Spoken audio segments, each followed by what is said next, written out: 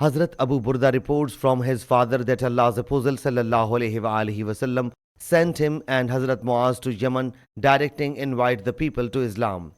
Give them great news and do not fill them with disgust. Narrate to them easy injunctions and do not put them in trouble. I submitted, O Allah's Apostle ﷺ, tell us about two beverages we prepared in Yemen. One is bithu, which is made from honey until it gets thick. The other is mizr, which is made from barley and sorghum until it gets thick. And Allah's Apostle ﷺ was blessed with expertise in passing extremely concise but comprehensive expressions.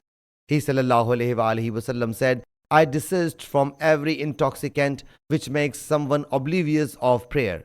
Sahih Muslim Hadees number 5184.